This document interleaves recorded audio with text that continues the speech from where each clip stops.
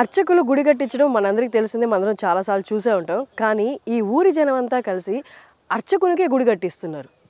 ఆయన 50 ఏళ్ళుగా అర్చకునిగా గుడిలో చేసి, అలాగే ఆయుర్వేదంగా కూడా వారు చాలా సేవలు అందించారు. అందుకని వారు చనిపోయిన తర్వాత ఈ ఊరి జనం అంతా కలిసి ఏకంగా ఆయనకి గుడే కట్టిస్తున్నారు. అది ఎక్కడ అనుకుంటున్నారా? స్టేషన్ గన్పూర్ మండల్ తాటికొండ గ్రామంలో. ఒక్కసారి మన గుడిని చూద్దాం రండి.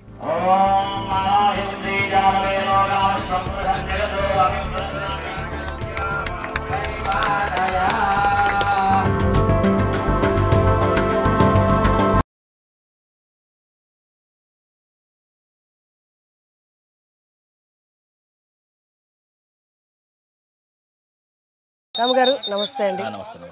నాకు మొదటిసారి విన్నాను నేను ఇలా అర్చకునికి గుడి కట్టించడం అనేది. అలా గుడి కట్టించాలన్నా కూడా ఆ ఊరి జనాలకి మీకు మీరందరిది కూడా ఒక గొప్ప మనసు అయి ఉండాలి. వారు చేసిన సేవల్ని గుర్తిస్తూ అలా కట్టించడం.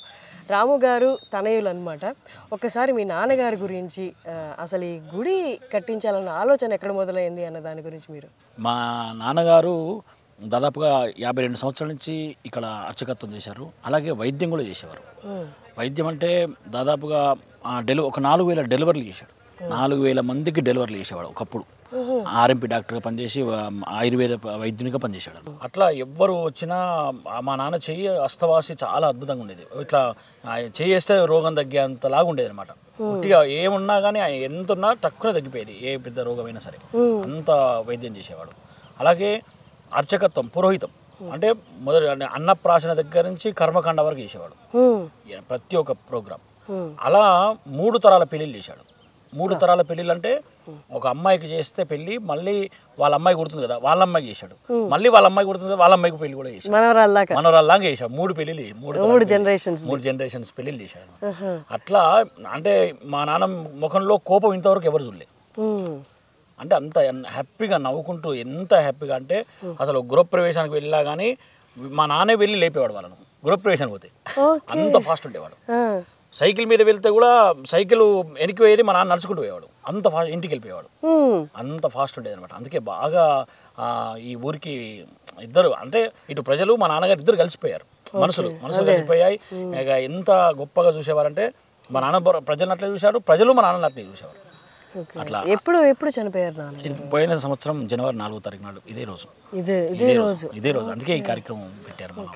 ఇదే రోజు క్యాన్సర్తోనే చిన్నగా ప్రయత్నం చేశాము, కానీ ఇక అప్పటికే చేయి దాటిపోయింది. అసలు ఇప్పటికీ మేము నమ్మలేకపోతున్నాము. చాలా గొప్పగా బతికారు. చాలా అంటే ఎంత హ్యాపీగా, జీవితం మొత్తం హ్యాపీగానే ఉన్నారు ఆయన. వారి పేరండి? సౌమిత్రి శ్రీరంగాచార్యులు, తాటికొండ గ్రామము. ఇది జనగాం జిల్లాలో స్టేషన్ గన్పూర్ మండలంలో ఉంది. ఇది చాలా అద్భుతంగా చేసేవారు.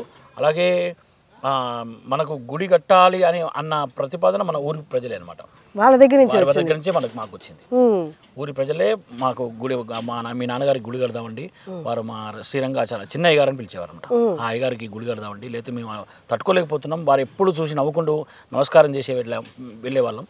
కాబట్టి అట్లా విగ్రహం కొడితే మేము నమస్కారం చేసుకుంటూ వెళ్తాం. మేము దారి గుండా వెళ్తూ నమస్కారం చేసుకుని వెళ్దామని ఆ గుడి స్థలమే ఇచ్చారు. గుడి స్థలంలోనే ఇప్పుడు ప్రతిష్ట. చాలా గొప్ప సంకల్పం, నిర్ణయం అండి అది. మీరు ఎంతమంది అండి? వారి తనయులు, కుమార్తెలు ఎంతమంది? మీరు? నాకు ఒక అన్నయ్య ఉన్నారు, ఒక అక్క ఉంది. అక్కనేమో భద్రాచలంలో మెడికల్ షాప్ ఉంది. వాళ్ళ అల్లుడు కూడా మా అల్లుడు భద్రాచలంలో పూజారిగా పనిచేస్తున్నాడు. అలాగే మా అన్నయ్య హన్మకొండలో జ్యోతిష్య పండితుడు. మా ముగ్గురం కూడా మంచిగా మేము మా నాన్నగారితో ఫ్రెండ్ అనమాట. అసలు నాన్నగారులాగా ఎప్పుడు ప్రవర్తించలే మాతోటి. ఒక ఫ్రెండ్ లాగానే ఉండేవారు. అసలు ఒక్కనాడు తిట్టడం కానీ అంటే మేము కూడా అట్లే ఉండేవాళ్ళం. కాబట్టి మా నాన్నగారు అంటే అసలు ఇప్పటికీ మేము నమ్మలేకపోతున్నాం. చాలా బాధలో ఉన్నాం. ఆ సమయంలో ఈ ఊరు వాళ్ళు ఇట్లా చేయడం ఇంకా అసలు మామూలు కళ్ళ నీళ్ళు వస్తున్నాయి. అసలు ఆనందానికి అవధులు లేవు. అసలు మీరు చెప్తున్న దాంట్లో నాకు ఒకటి అనిపించింది. నేను ఎప్పుడు వినంది ఒకటి చెప్పారనమాట. గుడిలో పూజారిగా ఉన్నారు అంటేనే వాళ్ళు చాలా మడి ఆచారాలు పాటిస్తారు. అలాంటి పూజారి ప్రజల దగ్గరికి వెళ్ళి ప్రజల్ని తాకి, మీరు ఇందాక చెప్పారు డెలివరీస్ కూడా చేశారు అని. అది నేను ఇప్పుడు దాకా ఎప్పుడు వినలేదు. వాళ్ళు జనాలకు దూరంగా మడి ఆచారాలు, దేవుడికి దగ్గరగా ఉంటారని ఎవరిని తాకరు కూడా, దగ్గరికి రానివ్వరు కూడా. బట్ మీ నాన్నగారిది వింటే, వారి జర్నీ వింటే కంప్లీట్ డిఫరెంట్గా అనిపిస్తుంది. అంటే వారి భావాలు ఎలా ఉండేవి? అంటే వీరు మతము కులము అంటూ ఏది చూసేవారు కాదు. మొత్తం అందరితో మాతో ఎట్లుండేవారో అసలు నిజంగా చెప్పాలంటే మాకంటే ఊరి ప్రజలతోనే మంచిగా ఉండేవారు. ఊరి ప్రజలకే ఎక్కువ సేవ చేసేవారు. మేమంటే తర్వాత అవునరా అని చెప్పి మమ్మల్ని ఏదైనా పని ఉంటే ఆపేసి ఊరి ప్రజలకు చేసేవారు. అసలు మతాలకు సంబంధమే లేదు. మడి ఆచారాలకు ఉంది. ఎక్కడ ఉండాలి మడి ఆచారం అనేది అక్కడే భక్తిలో, మళ్ళీ గుడి లోపల గర్భగుడిలోనే మడి ఆచారం. మళ్ళీ బయటకు వచ్చాడు అంటే మళ్ళీ అందరితో కలిసిమెలిసి అసలు అందరూ బావగారు మావగారు అసలు చాలా మంది ఇట్నే పిలుచుకునేవారు. మిగతా వాళ్ళందరూ కూడా మిగతా వర్ణాల వారు కూడా ఇక్కడ అయ్యగారులాగా ఉండేది కాదు, బావగారిని పిలుచుకునేవారు ఎక్కువ. అంతా అసలు అద్భుతంగా ఉండేవారు కాబట్టి ఇంతవరకు వచ్చింది ఇది అనిపిస్తుంది నాకైతే. అది చాలా అంటే ఎక్కడో సిటీలో ఇలాంటివి పాటించడం అంటే ఓకే, వాళ్ళకి అర్బన్ కల్చర్కి అలవాటు పడి ఉంటారు, పరిస్థితులు దగ్గరగా చూస్తుంటారు కాబట్టి. కానీ ఇలాంటి ఊరిలో ఎవరు ఇలాంటిది ఎక్స్పెక్ట్ చేయరు. అంత ఉన్నత భావాలున్న వ్యక్తి ఊరిలో ఇలాంటి మడి ఆచారాలు ఎక్కువ పాటిస్తారు. అవన్నీ ఊరిలో పక్కన పెట్టేసి జనాలకి దగ్గరగా ఉండి అర్చకత్వమే కాకుండా జనాలకు సేవ చేసుకోవడం అన్నది ఆయన చాలా గొప్పగా నమ్మారు, దాన్నే పాటించారు అన్నది. అంటే ఒక మనిషి అంటే ఎంత కళ ఉండేవారంటే ఎవరైనా వస్తే కూడా ఒకవేళ ఏదైనా మా నాన్నగారి మీద కోపం వస్తే పోయి తిడదాము అని చెప్పేసి వచ్చేవాడు కూడా దండం పెట్టిపోయేవాడు. అంటే అంత ముఖం చూడగానే పడిపోయేవారు అంతేగా. అంటే అంత నవ్విచ్చేవారు అనమాట, అంత ప్రేమ మాట్లాడేవారు. అయ్యేసరికి అంత బాగుండేది అనమాట మా నాన్నగారిది. ఇంకా అసలు అంటే ఊరి ప్రజలు మంచిగా ఉంటే ఏమైనా చేయగలరు ప్రజలు అని చెప్పడానికి ఇది ఒక నిదర్శనం. కరెక్ట్ అండి. మంచిగా ఉంటే ఎవరైనా సరే, ఇది మా నాన్నగారనే కాదు, ఎవరైనా అర్చకులు మంచిగా చేస్తే ఈ గుడైనా కడతారు భక్తులు. అంతే సార్. అందులో ఈ ఊరి వాతావరణం, ఈ పచ్చనిదనం మొత్తం చూస్తుంటే నాకు తెలిసి ఖచ్చితంగా స్వచ్ఛమైన మనసులో ఇక్కడ ఉండుంటాయి అనిపిస్తుంది.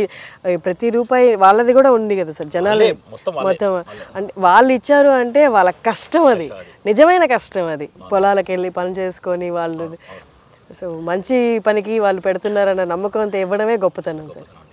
చాలా సంతోషంగా ఉంది మీరు రావడం. ఇంకా ఎందుకంటే ఇది ప్రపంచవ్యాప్తంగా వెళ్ళిపోయింది ఇప్పుడు. చాలా మంది ఇది ఎందుకు మా అర్చకులు కూడా చాలా మంది ఆశ్చర్యపోతున్నారు. అరే అర్చకుని కూడా గుడి కడుతున్నారు. నిజంగా చెప్పాలంటే వేరే చెప్పింది అర్చకు హరి సాక్షాత్, హరితో సమానం. అవును.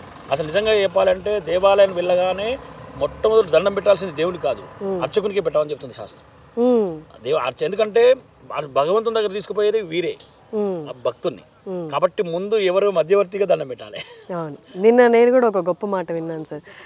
దేవుడు అందరూ బాగుండాలని కోరుకుంటారు, అలాగే వెంటనే వారి తర్వాత ఇమ్మీడియట్గా వచ్చేది అర్చకులు పూజారులు. వాళ్ళు కూడా నా కుటుంబం బాగుండాలి అనుకోవడంతో పాటు ఈ ఊరి జనం బాగుండాలి, గుడికి ఎవరైతే వస్తున్నారో వాళ్ళందరూ బాగుండాలి అనుకుంటారు. లోకా సమస్తా సుఖినో భవంతు అనే మాట వారి ఒక్కరి ద్వారానే వస్తుంది. అవును, ఎక్కువ ఎవరు అన్నారు.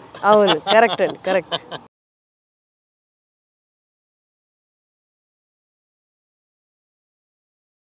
ఒక వ్యక్తికి అంటే ఒక తల్లికి ఒక తండ్రికి వారు ఎవరైనా పరమపదిస్తే వారి స్థలంలో అంటే వారి పొలంలో లేకుంటే వారి ఇంటి దగ్గర ఎక్కడో నిర్మించుకుంటారు. కానీ తాటికొండ గ్రామంలో దేవాలయ స్థలంలో ఆ దేవుడే అర్చకుడుగా భావించినటువంటి గ్రామ ప్రజల గుండెల్లో ఉన్నటువంటి అతను చిరస్థాయిగా అంటే ఒక 10 ఏళ్ళలో 20 ఏళ్ళలో పోయిన తర్వాత కాకుండా ఒక 100 సంవత్సరాల వరకు గుర్తుంచుకునే విధంగా ఉండాలి అంటే ఎంతో ఉన్నతంగా బ్రతికితే కానీ ఆ వ్యక్తిని ఉన్నతమైన పనులు చేస్తే ఉన్నతమైన స్థాయిని తీసుకుంటే అతను కొంతకాలం గుర్తుంచుకునే విధంగా ఇలా.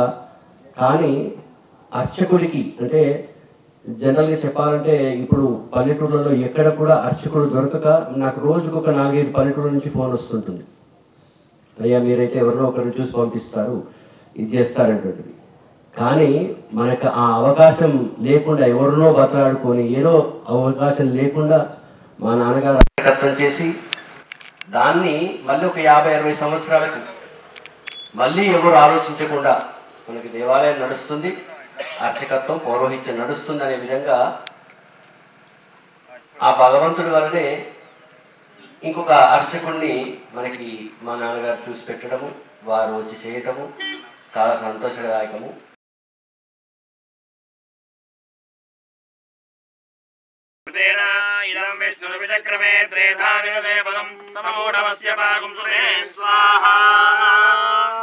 విష్ణు భగవానికి మా సౌమిత్రి లక్ష్మణాచార్యుల వారి తండ్రి గారు పరమపదించి సంవత్సరం అయింది. రంగాచార్యుల వారు పరమ భాగవతోత్తములు. ఆయన అర్చకస్య హరిసాక్షాత్ అన్నదానికి అనర్థమే ఆయన. అట్లాంటి మహనీయుడు. ఆయన రాముడిని సేవించడమే కాకుండా తన పరంపరను కొనసాగే విధంగా మా సౌమిత్రి లక్ష్మణాచార్యులు రామాచార్యుల వారి యొక్క వదిన గారి కుమారుడు ఇక్కడ అర్చకత్వాన్ని అన్నిటినీ ఇది హైదరాబాద్లో మా విద్యావేత్త అయ్యి ఉండి బాగా లక్షల కొద్ది ద్రవ్యాన్ని సంపాదించుకోగలిగి ఉండి అన్నిటినీ త్యజించి ఈ గ్రామానికి వచ్చి ఈ రాముడిని సేవిస్తూ ఈ ప్రజల మధ్య ఉంటూ, ఎందుకంటే అంతే కదా మనిషి జనం పరమార్థం స్వయం తీర్థ పరాస్తారే తాను ధరిస్తూ పరులందరినీ ధరింపజేయాలి అన్న సంకల్పంతో. ఎందుకంటే మా వేద పాఠశాలలో కూడా తాతాపట్ల నరసింహ శర్మ అని హైదరాబాద్లో లక్షలు సంపాదించేవాడు. నీకు వేద పాఠశాలలో అధ్యాపకుడుగా ఇస్తాను రావయ్య అంటే మొత్తం అన్నింటినీ వదిలిపెట్టి వచ్చేసాడు. ఇప్పటికి 100 మందిని తయారు చేశాడు. అట్లా ఈయనను కూడా మళ్ళా ప్రజలు కాపాడుకుంటున్నారు. ఎందుకంటే ఇప్పుడు వెనకట మా దగ్గర ఏమైనా ప్రతిష్టకో ఏమైనా యాగానికో కావాలంటే ఈ తాటికొండ ఇట్లాంటి గ్రామాలకు మేము పరిగెత్తుకొచ్చి వీళ్ళందరినీ బతిలాడేవాళ్ళం.